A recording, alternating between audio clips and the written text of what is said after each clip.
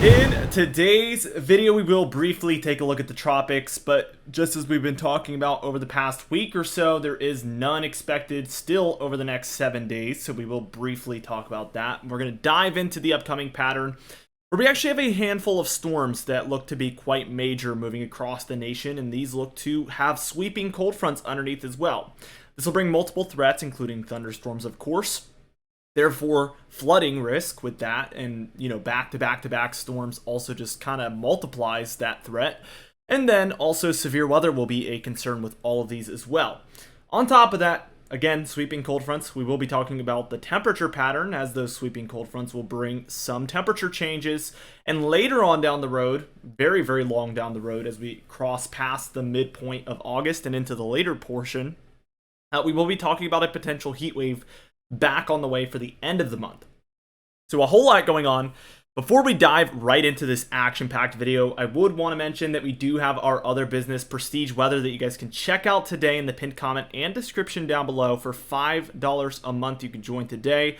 Get early access to those seasonal and monthly forecasts, as well as weekly consulting calls, other consulting services within there, and we also have some really, really cool stuff on the way still for you guys later on down the road. So $5 a month, you get all of that. It's an absolute killer deal. Let's just dive into things, and as you can see, the tropics are very, very quiet, and by quiet, I mean non-existent. We do have no activity expected over the next 7 days.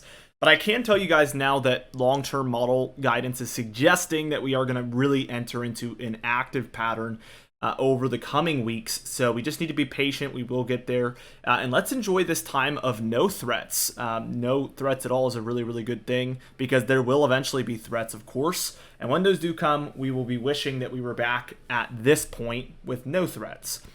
Let's just move on and talk about those sweeping storms that I've kind of hinted at. Hardly hinted. I mean, I've basically been just blabbering on about them. We do have a 999 millibar low pressure center here. I am underlining that one. And a secondary low, 1002. And these are going to be going on for the day tomorrow. So we do see quite a bit of storminess throughout a lot of eastern Canada and the eastern United States as a result of these systems here. So that's storm number one. They come and they go. This secondary low does transfer and become the primary low as a 995, which is relatively strong. And this one takes on a lot of the characteristics that you would expect of a Miller B nor'easter, which usually takes about this track. It starts to rapidly intensify, and I would not be surprised if southern New England sees some windy and very rainy impacts from this. Very, very typical with what you would consider to be a nor'easter. So a very interesting kind of early season nor'easter, if you will. We do see that there is another storm system already moving in by this weekend. 1004 here for the Northeast. We see plenty of activity happening throughout New England as a result of this. And then we can see, as we just keep going, we get our next kind of system already developing by early next week. So Monday the 14th here, we see 1004. Cold front developing underneath, warm front about here, and this is a very classic, very dynamic storm. And again, this is going to be one of those sweeping cold fronts.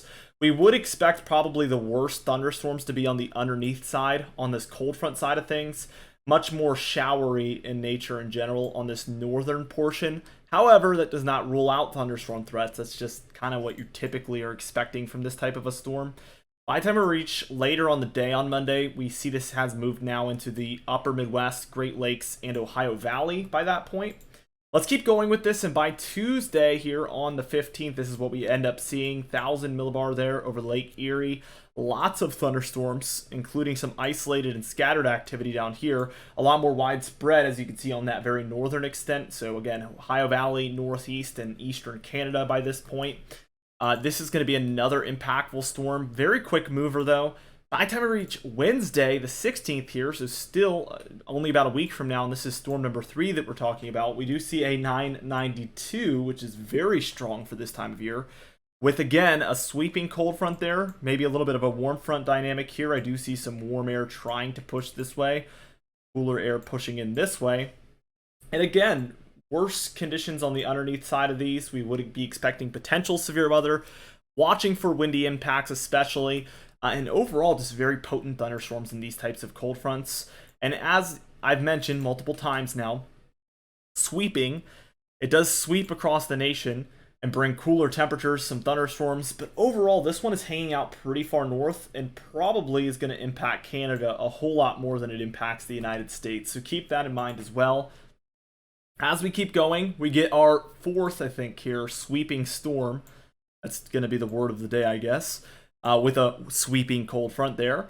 Everybody take a sip of your coffee every time I say sweeping, as I've just said it about the 10th time. Again, worse impacts here along that cold front, so very potent thunderstorms usually along the cold front side of things, usually more showery or, more widespread just rainfall happening around the warm front area. But again, that does not completely rule out thunderstorm activity. That's just kind of a rule of thumb.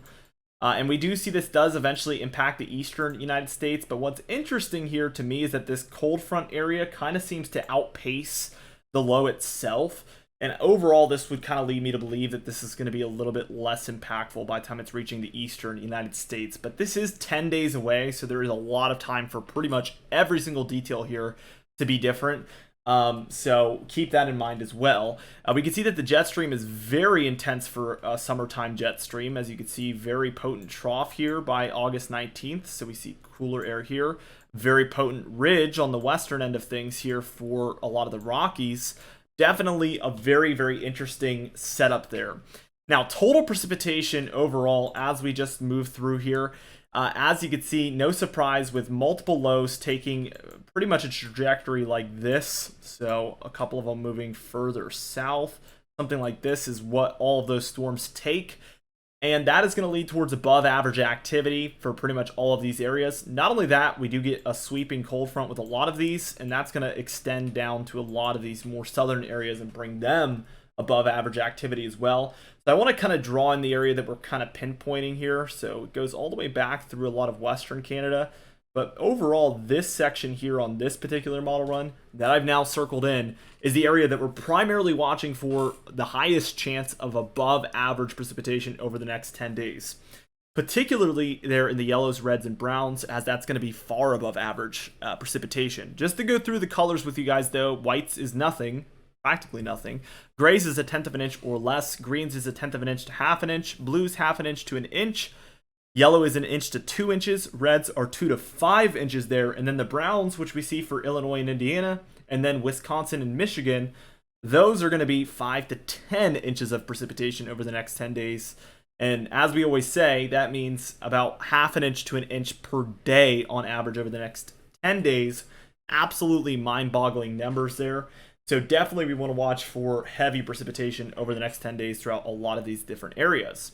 As we just move straight into the temperature pattern, we can see cooler temperatures really, really prevail. We even get a second Arctic blast kind of moving through around the 15th, 16th time frame here. As you can see, a lot of activity happening. And then we have this potent warm-up kind of prevailing here through a lot of the west. So this is the overall picture here. As we keep going, we can see that we get another little Arctic blast, if you will, big cool down. And this is going to take us from above normal temps down to slightly below normal. I called it an Arctic blast not because of the potency of the cold, not because of how cold it is, and certainly not because it's going to be frigid and snowy. I call it an Arctic blast because it is blasting in from the Arctic areas. I just always want to make that clarification. I know a lot of you that have been commenting things about that do not watch the video long enough to even hear me say this, but I certainly do not mean what some people seem to think I mean by that. All we mean is that it is an Arctic blast, as in blasting in from the Arctic regions. It is Arctic air blasting in, etc. I don't like dwelling on it too much because I know most of you that are watching right now understand what I'm saying. It's the people that don't. And then this kind of after the 20th is what we're really watching for, like I mentioned, a potential heat wave. I mean, on this particular frame here, Tuesday the 22nd, you could tell the heart of the warmth here looks like this, which would be a very classic kind of summertime eastern heat wave. So we'll be watching very closely for this. It is very far into the model run, past 10 days, so we need to take it with a grain of salt, but certainly will be something we are watching for. And then as we reach the end, it's kind of the same thing. So this is going to be something we're watching for daily, keeping up to date with, and definitely looking forward to talking about it more with you guys. So be sure to tune in. We do upload every single day. You can subscribe to get those in your subscription box. You can even hit the bell icon for daily notifications when we upload so you never miss one. Be sure to also like the video if you did enjoy it. Leave a comment down below, and I'll see you guys in the next video.